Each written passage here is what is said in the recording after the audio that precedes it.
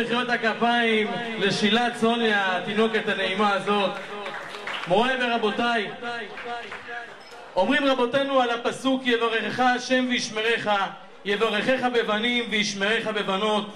ומכאן אנחנו למדים שבנות צריכות שמירה, ואיך שומרים על הבנות היקרות, איך שומרים על הבית הקדוש. מוריי ורבותיי, התפילין שאבא מניח כל בוקר הם הברכה והשמירה הגדולה ביותר לבית.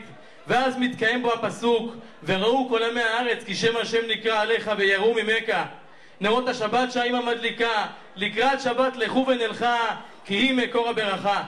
וגם הטקס הזה שאנו עורכים כאן הערב מובא בתורתנו הקדושה בפרשת וישב פרק ט"ז פסוק י"ט, ושם כתוב ותלד לאה בן שישי לבעלה יעקב ותאמר לאה זה הפעם זבדני האלוהים זה וטוב ותקרא את שמו זבולון.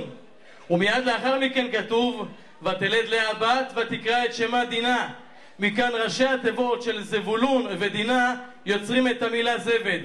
ודינה שהיא בעצם הבת הראשונה בעם ישראל, וכך נוצר לנו המושג זבד הבת.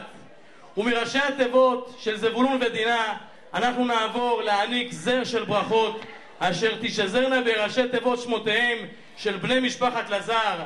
ואנחנו נתחיל עם האבא היקר, האבא דוד הידוע בכינויו דדי, ואנחנו נברך אותו בברכה בשם דוד, שזה השם המלא והשם המפואר שלו, שראשי תיבות דוד דעת ותבונה דרכיו. איפה מחיאות הכפיים לדוד?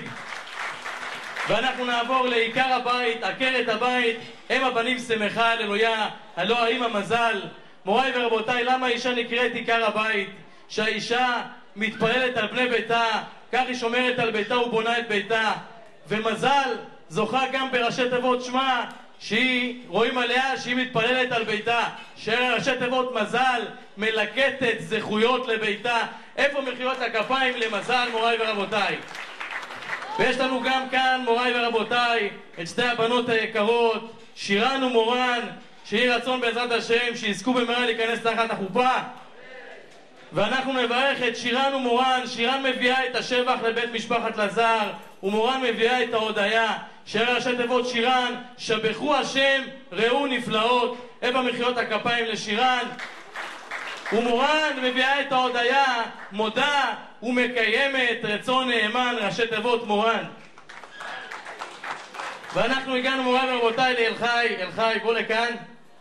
הגענו לאל חי, מוריי ורבותיי. אל חי מביא את האמונה לבית.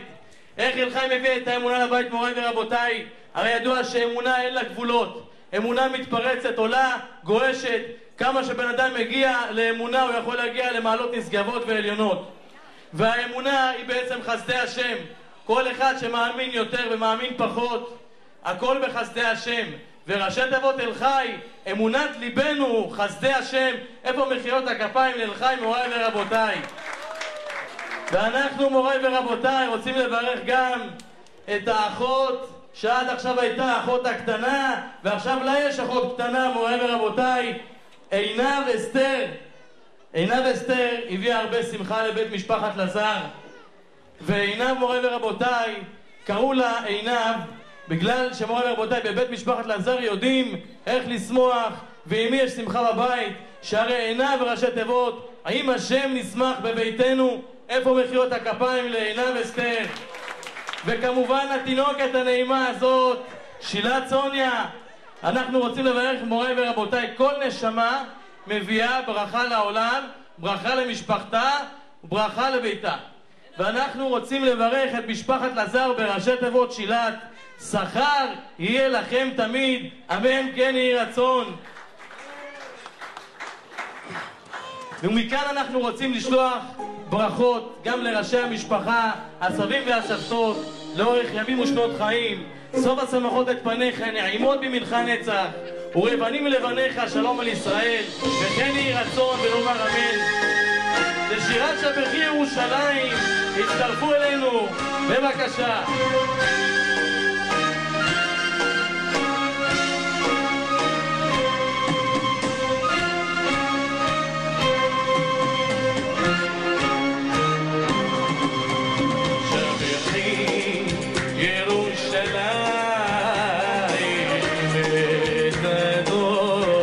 מיוחד שנצטרף. איפה הכפיים? איפה הכפיים שלכם?